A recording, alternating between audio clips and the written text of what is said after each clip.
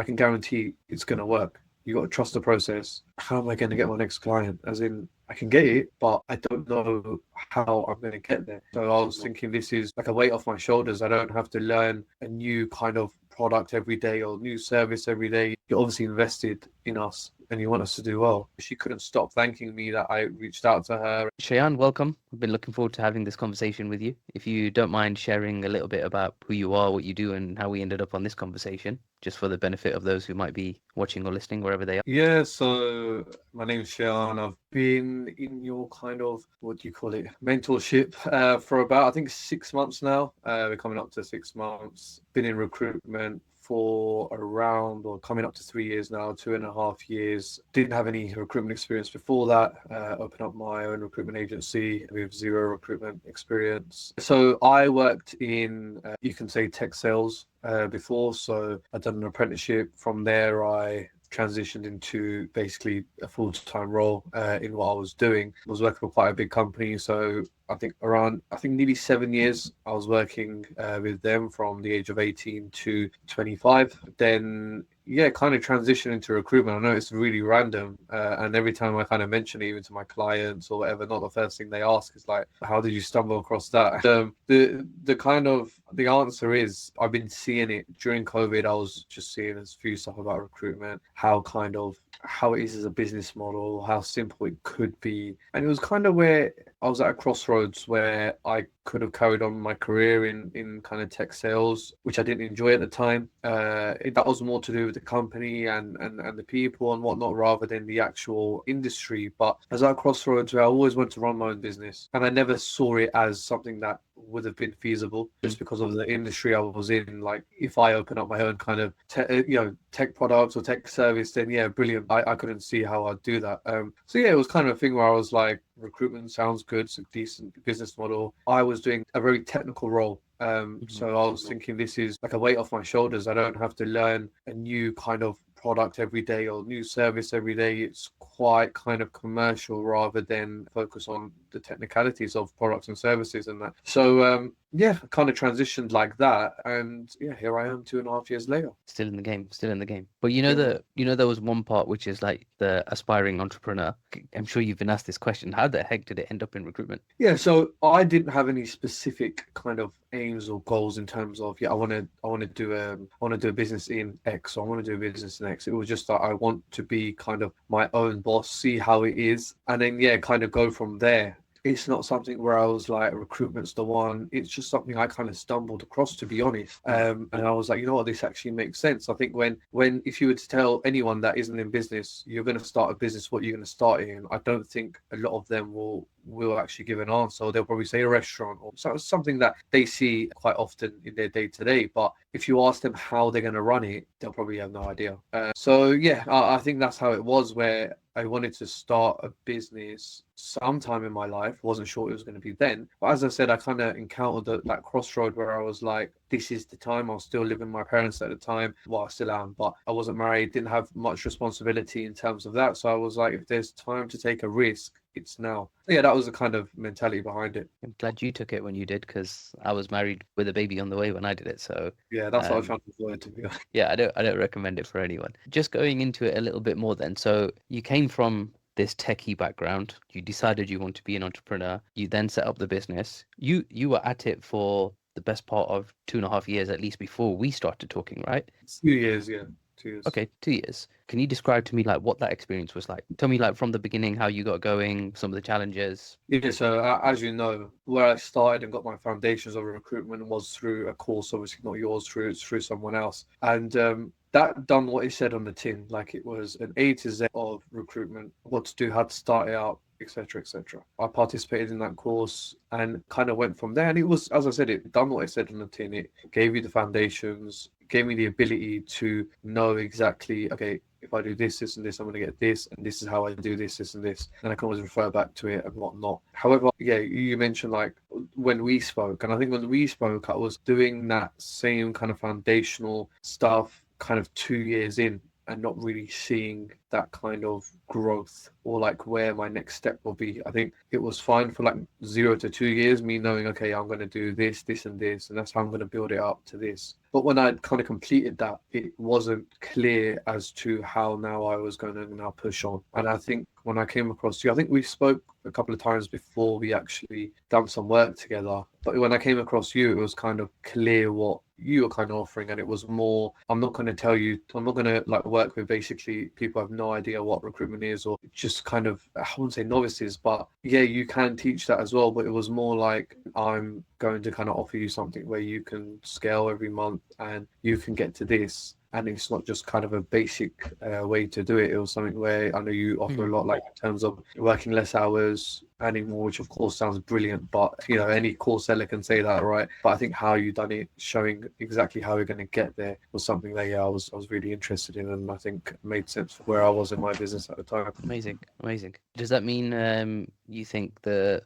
support and everything that I provide is not suitable for novices? Or do you think otherwise?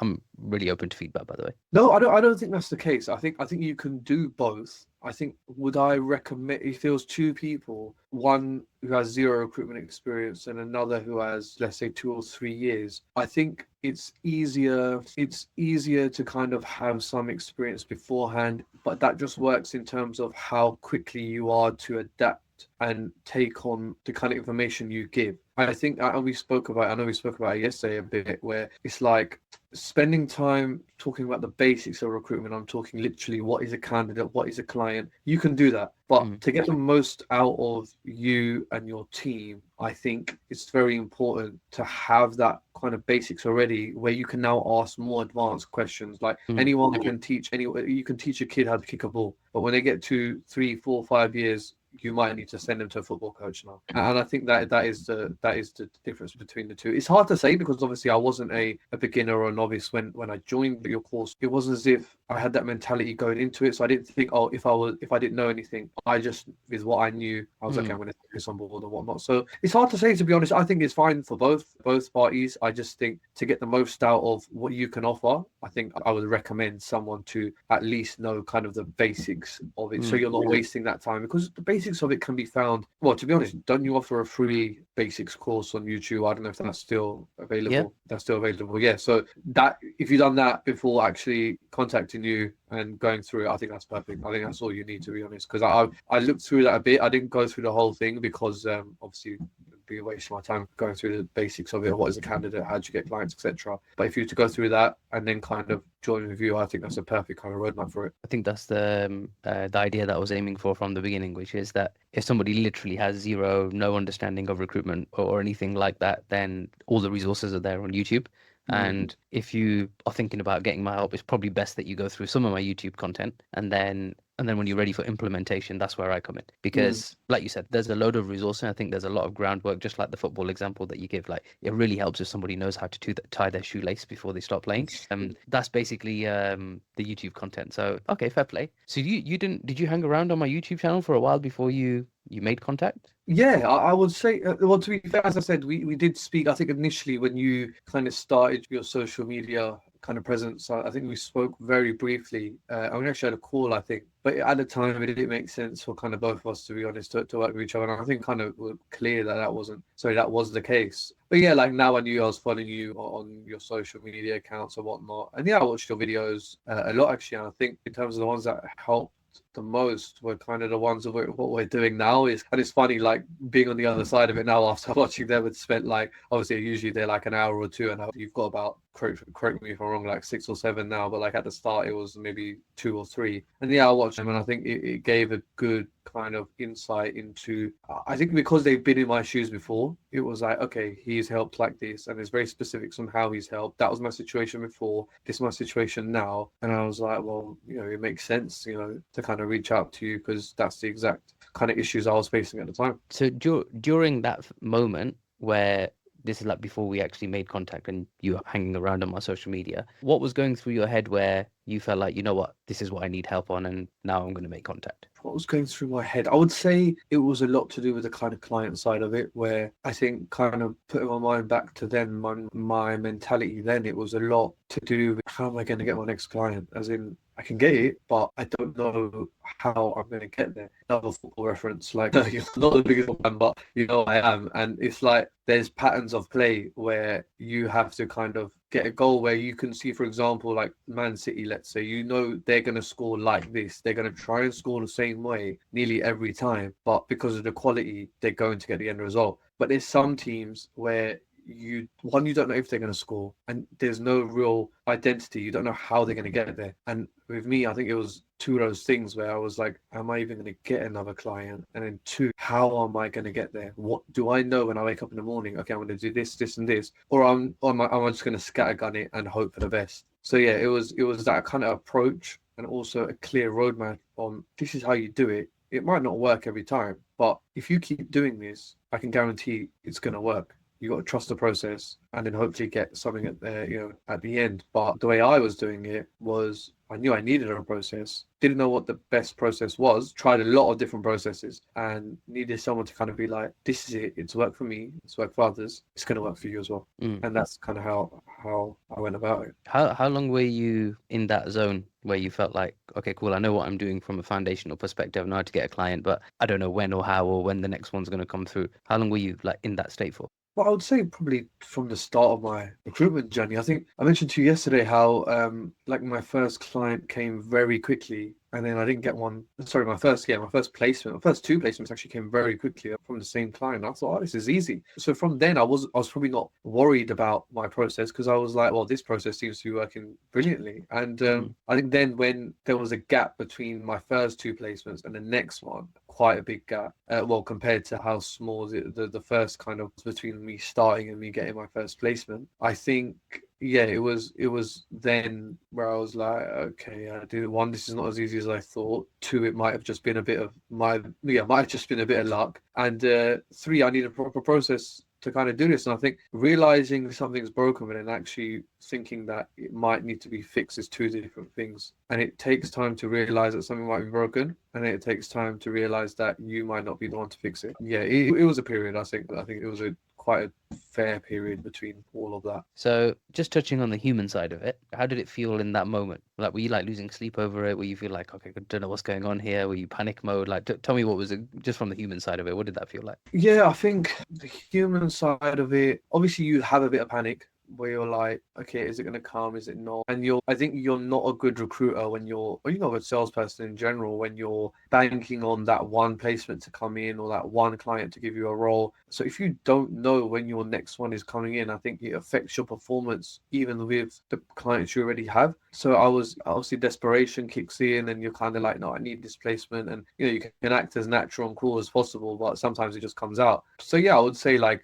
I wouldn't say losing sleep, because I feel like I can sleep quite well anyway, but it's something that obviously was a worry in my head. Obviously something that stressed me out a bit, but I just take every day as it comes, and I didn't know any better. So I thought, okay, yeah, this is just how it is. It's a long, hard graft. But yeah, I think it was stressful not knowing what tomorrow is, next week, in a month, 6 months, like that. Was there a trigger in your mind at any moment in time where you felt like, you know what, that's it, like I've had enough of this, I need to change? I don't think there was one trigger. I think it's something, I'm not someone who acts on impulse. I don't think, I don't, when something goes wrong, I don't react to it and then think about the consequences afterwards. Like, it wasn't something where something went wrong and I called you straight away and I was like, you need to sort this out, mate. It's not that. Like we've spoken in the last few months, and it's like when things have gone wrong, I'm quite sure about it, even if it's losing me thousands of pounds. It's something where I'm just like, it is what it is. Like, I know I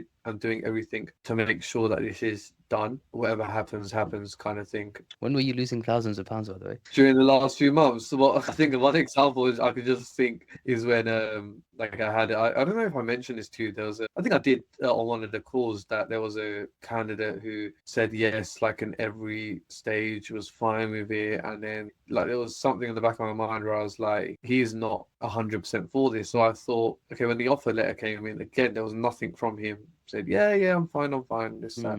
I had a call with him and tone just completely changed. Yeah, he dropped out, and it was kind of like, at the time, this is what I'm saying, where I don't think I stress about it. I just think, okay, how can I resolve this? And then I'll stress about it, this kind of thing. And yeah, he dropped out. after dragging it along for 3-4 interviews. And thankfully, I found someone really quickly after that, and they interviewed straight away. They done their second stage straight away, and their third stage after that. It was only a matter of like 15 working days, 16 working days from when he dropped out to someone actually getting another offer. And then thankfully, look, she's a brilliant candidate, to be honest. I'm really thankful. And she wasn't in a role at that time. And from what her previous salary was, it was like 30% increase in what she was getting. So like, just from a human side, and this is where I think people see recruitment as like, oh, you're just getting people jobs, and they see us in a slimy at times or whatnot. And it's like something like that where she couldn't stop thanking me that I reached out to her, and like that I changed her, not life, but how she's living, and she can support this person, she can support this person. And that really gives me so much kind of satisfaction. Like, obviously the money is one thing, but knowing that you've impacted someone like that, you can put a price on that. Yeah, I think it's worth touching on that. It's really nice that you shared that part of it, because even right at the beginning when we first started talking, and I remember saying to you, look, this is business at the end of the day. There's always things that go up and down. And I think you just gave an example of things where you thought things were going right, and then you weren't too sure if they were, and then you began to doubt it, and then they went south, and then you turned it back around as well. I think it's worth just complimenting you on your resilience as well, because I think regardless of what stage you're at in your business, there's always going to be hurdles. And this was one hurdle that you faced, and you jumped over it and just carried on running. I think it's worth just complimenting you on that, and just saying that, hey, look, yes, it is inevitable that you're going to run into some challenges, but it's more about how you think it through and how you're going to get around it. And in this case, you got around it. And in future, yeah, there's going to be more challenges and hurdles that come along, but having that kind of frame of mind where you remove the emotional aspect of it and you just say, okay, cool, what do I need to do to put this right? And then you put it right. That's what works best. No, 100%. I think I never always used to be like this, to be honest. Something I had to learn, right? And that's through being in these situations before and not really letting it get to you. Because you've got to think really logically, and you've got to be like, well, what's going to happen if I just sit down and cry and feel sorry for myself? What is actually going to happen if I say, or if I complain to you and I say, Mohammed, this happened and I done everything you said and it still didn't happen. Well, do you know what? Things, I don't know if this is a swear word, but shit happens. Like, do you know what I mean? Like, it happens. You got to just take it on the chin and then carry on. Like, that's business at the end of the day. That's life at the end of the day. Nothing's going to happen exactly how you want to, because if that was the case, then everyone will live a perfect life, right? So, yeah, I think a lot of obviously we speak to a few people in our group and whatnot, and I see that sometimes where it's like they're panicking. They're like, yeah, but I've done this, and this. Nothing's happened, or this hasn't happened. It's like, just take your time. Take a breather. Nothing in life is guaranteed except death and taxes. Nothing in life is guaranteed. So take a breather. Know that you're doing everything that you can in that situation to make the outcome as good as possible, and then see, give it at least 2 weeks, a month, whatever it is, and it will come. But then also you have to hold yourself accountable. Are you doing everything that you can? If the answer is yeah, but, then it's a no, isn't it? Yeah, I'm doing this, but not that. Just straight no. You have to be really honest with yourself. When it comes to business, and especially when you're a kind of solopreneur, like most of the guys in our group, you have to keep yourself accountable, otherwise no one else is going to do that. Absolutely. Yeah, man, completely agree with you on that. Looking back at this dropout that you had, would you say that was like the toughest moment of your career in recruitment so far, or were there other harder moments? There were harder moments, definitely, because at least I had a placement and I had the finish line was there, right? I think I would say the hardest ones were probably like when I didn't even qualify for the race, let alone nearly finished it. So I think like some of the hardest ones were there, but there's so many different ones. I think when you like where you are at your stage of your business, there's going to be challenges that I've never come across, right?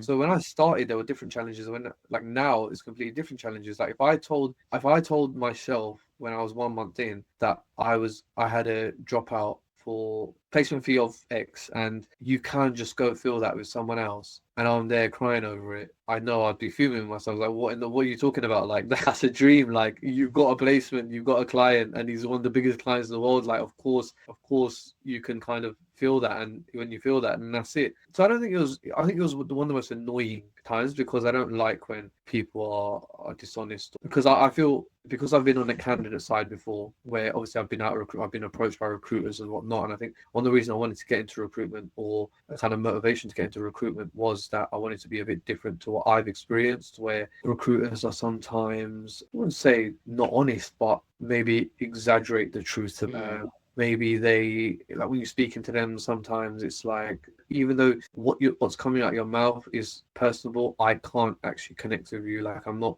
connecting with you on the human level. It's more you're speaking to me, and I know you see me as a product rather than a person. So yeah, that was something that I really tried to implement day to day when I'm speaking to people, my candidates, my clients, whoever they are. And I thought I'd done that with this guy. And we actually built a great relationship with the candidate. We spoke about football. He was Brazilian, so we spoke about Brazilian football, and we even spoke like on the weekends just about football games and how his family was, and he went into depth about his family, etc. And then and the whole time he was kind of being dishonest about how much he wanted a role. So obviously that hurt on the personal level, but overall, yeah, you're going to get challenges like that every day. It's just different kinds of challenges rather than ranking them to like worst, best, or whatnot. Because I've never experienced something like that, so it was just a different challenge rather than like the worst I've experienced. Okay. Is there anything that you've learned from that experience where going forward it's like, you know, you're not going to come across that? Because one thing that I spotted when you were sharing it was you said that you had a gut feeling this wasn't going as planned, and you probably got some indicators along the way. I know I've shared some advice on, you know, how to properly qualify a candidate and some of the signals that you want to be looking out for. But besides that, is there anything that you've taken away from that experience where you're like, okay, I'm never going to be in that situation ever again? Yeah, no, I made a few mistakes, like,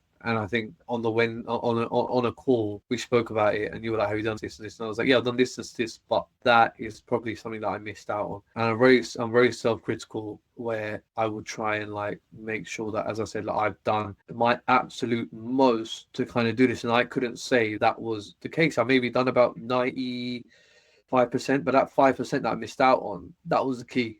That was something where I should have really qualified. And I think that 5% that slipped through the net, that was the difference maker. Do you remember what it was? Yeah, it was. I would say the 5% was kind of his motivation for leaving. Like, I think even though he had motivation for leaving, I should have realized that it wasn't enough motivation to leave. He was, and also, to be honest, it wasn't the motivation. It was more, so the reasoning he gave was he was new to the country, and obviously moving roles this early, it wasn't something that he was prepared to do because he just thought it was a bit of a risk. He thought, I have to start my notice period again. Sorry, I have to start my probation period again. Like, let's say they let me go in the first 3 months. I'm now in a new country without a role, let's say. So I should have realized that that was of real importance to him. And either, even though I tried to kind of ease his fears, and I did like throughout, I should have realized that that was going to happen regardless. That was something that he did mention like at the beginning, but it was something that he was like, "Oh, but I'm sure it'll be fine," kind of thing. Like, I'll speak to my wife, it'll be fine. And it was keeping like, I'm going to speak to my wife, I want to speak to my wife, I want to speak to my wife. And it's like, okay, it's been a month. You live with the woman. Like, how many conversations do you want with her? Yeah, so that's just me being really self-critical. Yeah. You should be though. Like we always say, like you mentioned earlier, like there's a lot of things that can happen and there's a lot of moving parts. So if you're self-critical, then it'll just make you more aware and you can be more critical of your own work and you can make sure that you learn from and improve on everything that you're doing. So now you realizing what you missed out on and how deep you went into the conversation with the candidate ultimately help you realize that, okay, I'm not going to have that problem ever again. Because if somebody points something out that, okay, this is one of my little worries, we don't move forward until that worry is sorted. No, 100%, you're right. Circling back though, how did you first come across me, by the way? Instagram. And what were your initial thoughts when we first spoke? Well, yeah, just from like first conversation, what were your initial thoughts then, just from like looking at my content and everything else? I think at the time when we first spoke, you didn't have much content. It was only a couple of Instagram videos and whatnot. Maybe I think a YouTube video. Correct me if I'm wrong, but yeah, it was right at the beginning of your kind of social media journey, and kind of how you come across. It wasn't like, I think it was more the conversation that we had. And it was very clear that you weren't as well, even though, of course, we're all salespeople, but you weren't trying to sell me a course. It was like, let's see if we're right for each other, and then kind of go through it like that. And I think that proved because we both said we weren't right for each other at the time. And then we kind of reconnected, and there was no pressure. It was like, okay, well, if this is the case and you're on this stage, I don't really think maybe I can help you, but let's see in a few months when you've sorted out X, let's see if we can reconnect. I'll be happy to go through that again. So yeah, I think I say that to pretty much everybody on the call. It's like, but whenever I speak to anybody, just because you want to work with me and you've got money doesn't mean that I'm gonna take a payment Yeah. and then off we go. It's like we need to have a conversation to make sure that we're going to see some results, and it's on the condition that I feel confident, then we get going. So I appreciate you sharing that, because I think sometimes it can come across. I think sometimes people might have an impression that this is like a super high pressured sales kind of approach, but it's not. Like, we just have a conversation, and if it makes sense to do it something, then we'll do it, and if it doesn't, then we'll part ways. But that's not an invitation for anybody to like just start applying and wasting everybody's time. Well, let's just see what this is like. Look, do your own research, do your own due diligence. Like, when you feel like you're ready to take the step, then it's worth having a conversation. Up until that point, it's just pointless. Yeah, don't waste your time as well. Like, I think, like, when you know it's something you can help with, then have a conversation with Mohammed. If not, then there's no point in wasting your time. Don't think you're gonna get, and this is nothing on you, Mohammed, as if like you're not willing to give advice, but don't think that you're gonna jump on an hour call with him and it'll sort out your recruitment business without you actually having to kind of go through with the group. I know people think like that, and they're like, yeah, if I can get some sort of golden nuggets out of him. That's not how life works. I don't think you can, even if you got some, even if you receive some nuggets, you won't know how to use them. Yeah, don't waste your time on that, to be honest. Okay. What about when you started working with me? Did you have any fears or challenges, any thoughts that were going through like while you're actually working? No fears. Challenge, of course. I was buzzing, to be honest, at the start, because I was like, you set a clear roadmap. And I know it's, again, like people who sell courses and sell dreams, I would say sometimes it's like you're selling that dream. You're like, yeah, if you do this and this, and you'll reach here. However, this was clear how if you've done this and this, you'll reach this. And the only way it's not going to work is if you don't put the work in. And I think there's a lot of emphasis on that, because don't think that this is a silver bullet. You're just gonna hands in the back of your head, and you're gonna be chilling on some beach for the first 6 months of this course, and you're gonna get like 10k a month, 20k a month. It's just not gonna happen like that. There's work that needs to get put into this. Admittedly, I wouldn't say that I've done as much as I should, but then that's up to the individual, right? That's up to the individual how much they want to put in, because how much you put in is how much you get out. I felt like every 2 months you were telling me you were going on holiday. No, it's yeah, literally. Thing is, the holiday stuff is obviously it's a little joke between me and you, but Yeah. I think that's the thing is it's spacing it out. I think everyone knows how they work. Like I mentioned to you yesterday, like I think the brain always needs something to look forward to. And I think, for example, if I knew like I'm going through these winter months with nothing to look forward to at the end of it, I'm just like, I mean, you're not really motivated. But if you know, like, for example, as you know, I went for a few days, I went to Albania. But before that, I was like, okay, these 2-3 weeks, I need to flat out work as hard as I can. If I didn't have that Albanian trip in a month, I might have just been like, oh, no, I'm going to be here on the fourth, on that fourth week. Let's just plain sell and kind of go with the flow kind of thing. So, so do you set that for yourself as a target, like for each milestone? Like, I'm going to achieve this, and then I'm booking a trip away. No, I don't. To be honest, the trips just come. I don't really like the trips. They just happen. And to be fair, like as I said, I know it's a personal joke between me and you, but I haven't actually been ready, to be fair. But it seems like whenever I was like saying, okay, I'm going away, and it just ended up on that call where I'd say that. So yeah, it's more like, I wouldn't say a milestone. It's more like in my head, I'm like, oh, I can do, like, for example, if I do X placement, I can look to book something for, let's say, January, and I'll put that aside. Like I already have, like, for example, if it's a 5k placement, for example, I'll be like, do you know what? If I do this and it's an extra, it's not something that it'll be a quick win. If I can do this, then maybe £800 go to a holiday, or I can buy this or whatnot. It just keeps someone motivated, because we got to realize that, of course, what you're doing it for, what your motives are, what is your why, but then also you need those quick kind of boosters as well to kind of keep you going, even if if you haven't reached that absolute end goal yet. So where are you going next? Is it booked? That's what matters. It is booked, but it's not a holiday, man. It's not a holiday. I have to visit my grandma back home. She's quite. Say I'm working now. I booked out an office there for the 2 weeks that I'm there. But yeah, I really didn't want to go. Don't really have much family back home now, but my grandma is still there and she's missing me a lot. So I got asked to go. So yeah, no, I thought the same as you. I was like, I don't, because as I said, there's not really many people there back home for me. It's still very sweet of you to respond to your grandma's wishes like that as well. Yeah, well, she applies pressure on me, and I crumble under pressure. So I can't do what she came to the UK last summer, And basically, ever since she left my house in the UK, she's been like, "Well, when you coming?" And you can only withstand that pressure so long. So I thought, yeah, a couple of weeks with her. I'll work in the day and then spend time with her in the evening. Should be fine. Enjoy it, man. Enjoy it. I think it's a blessing to have that company. So just for the benefit of the viewers or listeners, where's back home, by the way?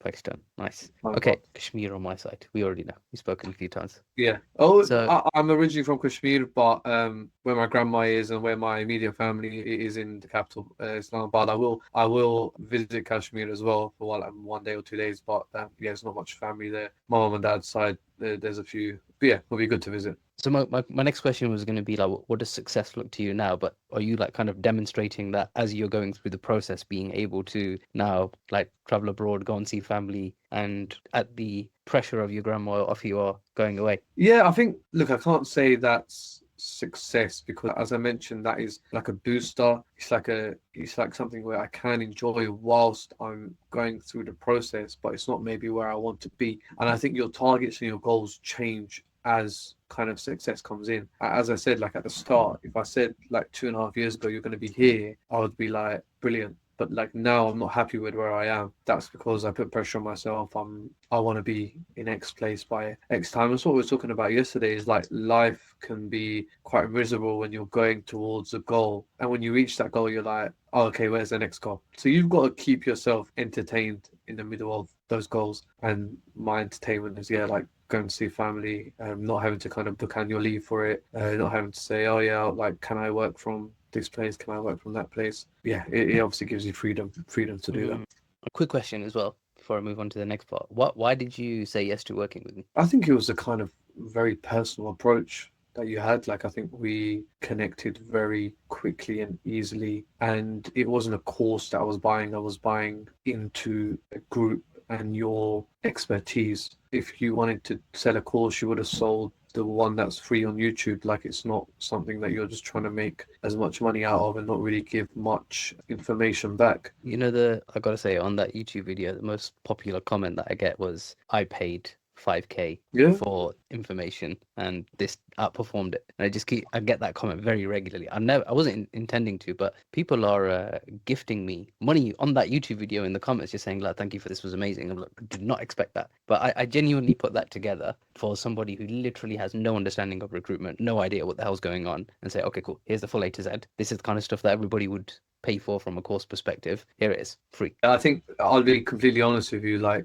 in terms of the content, it is exactly the same, or I haven't been through all of it, but what I've seen in terms of the headings, what you actually go through, it's basically exactly the same as what I paid for back then when I started my recruitment journey. But the only difference is that that's in a whole YouTube video, and the course is like split between different sections and whatnot, because obviously that's what you pay for. You don't pay for the YouTube, you don't pay for the video or the information. You pay for the information, but you pay for the organization, you pay for different kind of, I don't know how to really explain it, but it's just easier to navigate. But yeah, in terms of the actual content, Mohammed, it's very, very, very similar. So that's what I'm saying, where you could have even said, okay, well, if you buy that course for £500 and then you can come and chat to me, it still would have been good value. Like, it still would have been decent value, because as the top comment you were mentioning, like 2 to 5k is the going kind of market rate for something like that. So you've just given it for free. So yeah, I think that's, it's important. Cool.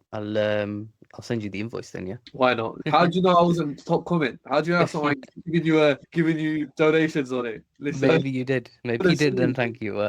And whoever has, thank you. But it wasn't what I was expecting, and I didn't put that out there to collect any money from it whatsoever. So thank you for that anyway. What about now, though? So we're fast forwarding a few months of working together. You told us about what it was like before, but you went through the journey. Where's the business at now, and what are the next few steps for you? Yeah, so it's at a place I'm content with at the moment. I'm not going to say it's like gone crazy and now I'm just like, I can't handle how much business I've got going on, but it's where I have a clear roadmap of what I need and what success looks like, and also how I can get there. That's up to now, how much work I want to put in, how much effort I want to put in to get there. But the roadmap is clear where it wasn't. Okay, glad you've got clarity on the roadmap. But what about from a growth perspective? What is next? Like you've got what have you got set up now? You've got a load of automation set up, you've got a load of tools set up, you're still independent, but you planning on making hires, Yeah. or you're not there yet? Apologies, I didn't get your question fully. So yeah, I think definitely from where I started to where I am now, automations have been implemented, have been used, have been benefited from, and I have a clearer approach when it comes to my business development, how I'm approaching clients, how I'm approaching candidates. Where I am now is I'm at a place where I am looking to hire a VA. We spoke about yesterday, a virtual assistant, to help me with a couple of tasks that, to be honest, one is like where I need a bit of help on, and then the other is where it's like if I can just let the VA do this, it would make my life a bit better. Because look, I'm not going to lie and say everything about recruitment and running a business is something that I love. So if I can get someone else to do it, then perfect. So yeah, I'm at that stage now where I can hire someone. When it comes to the VA work, and that will be in the next couple of weeks, I will be taking interviews and whatnot when it comes to that, and then kind of hopefully add another VA, and then hopefully like a full-time hire in the next kind of few months, 6 months, where I can get to that place where, yeah, I'm comfortable enough in my cash flow and whatnot, where that can all be possible. I'm looking forward to it. I'm excited to see the updates, and I'm looking forward to continuing working with you on that as well. Yep. Amazing. Knowing what you know now, if you were to go right back to the beginning of starting your entire journey again, what would you do differently? I really dislike like looking back at things and thinking, having regrets and thinking, I should have done that, should have done No. this. But I would have contacted you a lot sooner. I think if the first time we spoke, I just said, okay, let's do it. I basically wasted like 5 months of my time in my business, my time. Of course, like I was doing work and whatnot there, but it was kind of, again, like scattergun. It wasn't, basically, if I'd done this earlier, it would have made my life a lot easier. Yeah, so I would have contacted you earlier, and I don't know where I'd be if I did. I appreciate you saying that. But what about from a practical perspective? Because you were somebody who had started the journey, you did some research, we had a conversation, you hung around on my social media, you watched a few of my videos. Obviously, there was still a little bit of a build up to it up until the moment that you agreed to work with me. But if we just take like a practical lesson, let's just say somebody has not contacted me or not come across me. Let's just say I don't exist at the moment. What advice would you give to that person where they're thinking, you know what, I'm going to kick this off, or I'm going to start it, or I'm looking to grow, if they might have already got going? What advice would you give to them? Don't gas out too early. I think Say as don't. gas out, don't. This is West London slang. You're going to have to translate that. Nah, it's not West London slang.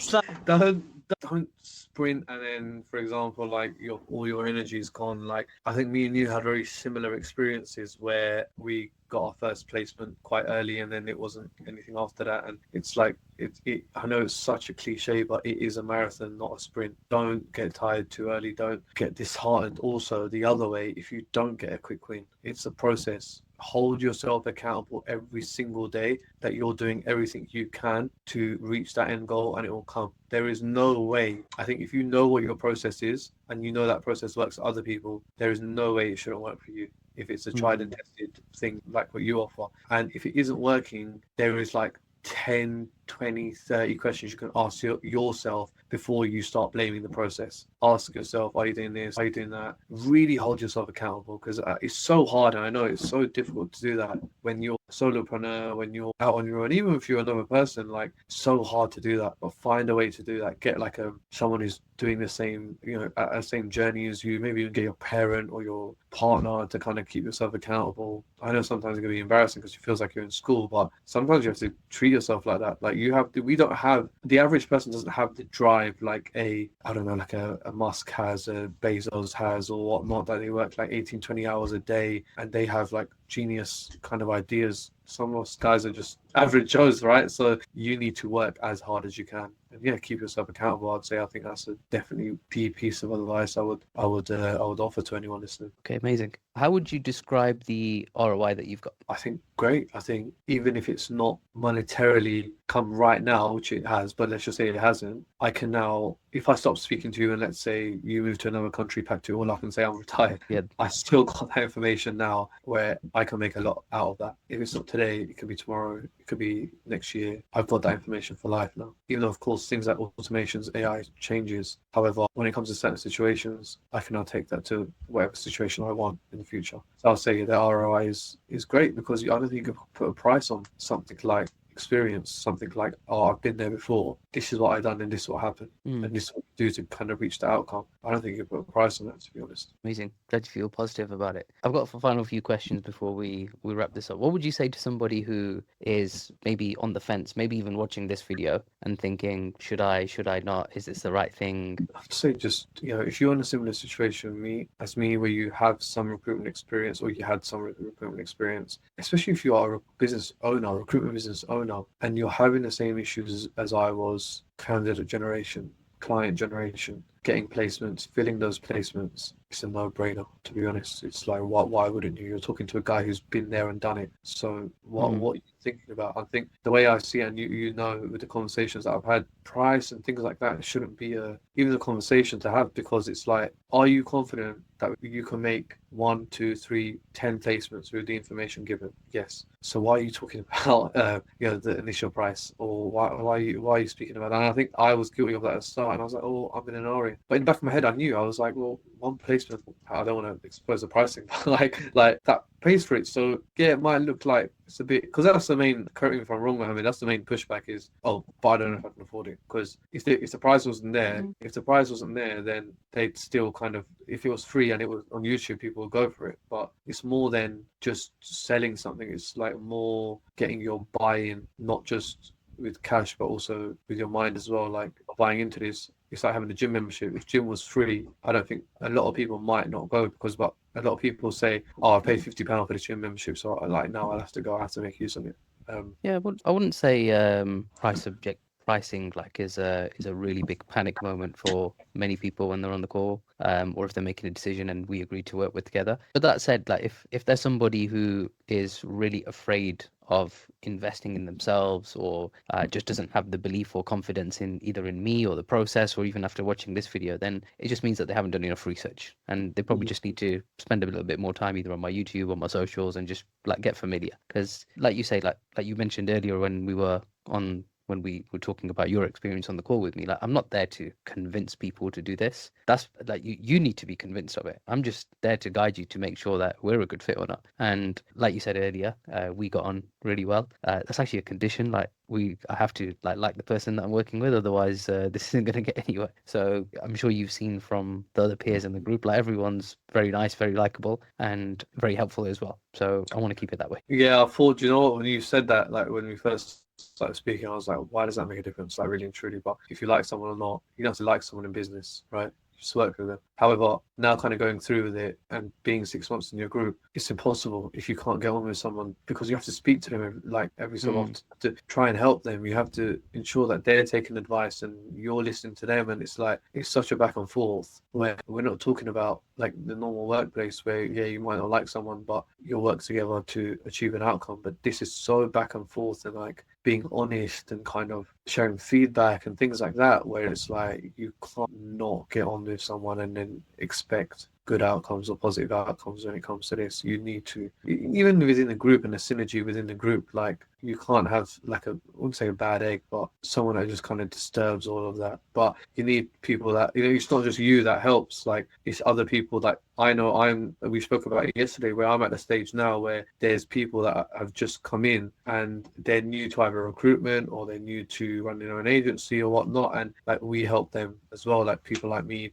Tyler, etc. Like it's like, okay, if you want to ask a question about one of the automations, that might have been a question that we had to ask 6 months ago, but now we can just answer them as well. We're kind of happy to help when it comes to that as well. It's very kind of you to offer that kind of support as well. Is there any advice that you would give them, by the way, people who are just brand new into the program and maybe they haven't seen like the first little bit of success? I think it will be the same advice as I gave, like the general one, where it's a marathon, not a sprint. So do everything you need to do. Hold yourself accountable every single day. Don't wait for you to say, have you done this? Have you done that? Even though you do say that, and that's part of the role, but you're not a teacher. You're not someone who's going to be like, well, if you don't do it, you're going to get detention. Even though it feels like sometimes the amount we make affects you, but obviously that makes no difference. My revenue doesn't make any difference to you. However, you're obviously invested in us and you want us to do well. So yeah, like if you show half the amount of passion for yourself doing well as you show with others doing well, it'll be fine. I'm looking forward to having more conversations with some of the people that might have just started, and then when they're in a similar position to you, then we'll be having a conversation with them as well. And it might even be somebody who's watching this video who might just be on the fence, and now they've decided, okay, cool, this is everything that I wanted to hear. So is there any, just on reflection as well, is there anything that you've wished, like, I wish I never did that? This could be tactical. This is like my final question. This could be tactical. This could be like an experimental thing that you did from a recruitment business perspective, like anything that you look back on, you think, you know what, I wish I just didn't even bother with that. Something that I didn't bother. I think certain approaches to getting clients. I think some of them will be like, that's a massive waste of time. Like I told you, I done a lot of different, I done a lot of different kind of processes when it came to that. A lot of different strategies. Some strategies were like that wasted months and so much time. But the thing is, I don't mind, because that I had to tick that off. I had to know that that wasn't for me, or that wasn't. You had to, because you believed whatever those strategies were. Could you give some examples? Yeah, just kind of, this is something that we do with automation, but it's something like literally manually messaging 100 people on LinkedIn and things like that, and literally just messaging like, hey, how you doing? Something like that, or how's business? And it's like, okay, cool, you might get, and it works. Like some people, like it works, to me, it works generally, but again, it's like the scattergun approach. It's like you're messaging 100 people, for example, and you're getting 20 replies. But even in those 20 replies, 10 of them will give you another reply. And even in that 10, you got to think about the conversation you're actually having. The conversation you're actually having is just a hi, hello. And then they drop off, and then you probably get one, like out of 100 or whatnot, that might want to speak to you, but then they don't have a placement. They're not a decision maker, and also they might not even be the right person to speak to. So yeah, I think maybe that kind of approach. That's it. Cool, man. Shyaan, we're gonna wrap up. Is there anything else that you wanna say, comment at all as we wrap this up? No, I think just if I'm speaking to me 8 months ago who was watching one of these, I'd probably just say do it. Like, make sure you're confident with it. Do your own research. Don't think that, I think some people join a call, go on a call and expect to be sold something. It's not going to happen. Do your own research. Make sure you're confident with what kind of is being offered here. Make sure you are confident you can actually do it as well. As I said, it's work as well. Don't think that you're going to press a button, pay the money, and then your agency is going to go to making 30k a month. Impossible. It doesn't work like that. It's hard work that goes into it. So yeah, make sure that you're confident with what's being offered. Make sure you can do what's being offered. And then yeah, if it aligns with your kind of goals and what you want to do, then I say there's no reason why you wouldn't do it. Perfect. Thank you for saying that. And Shyaan, look forward to speaking with you again on a call pretty soon, and I'm looking forward to what the future holds for you and your business as well. So Maya, thank you very much. And let us know how the trip goes when you go to see your grandma as well. Yeah, I'm sure, and I'll tell you how it is, and then I'll be booking my next one whilst I'm out there as well, because that doesn't count as a holiday. So Yeah, that get to doesn't do count. another. We'll go on one together. Don't worry.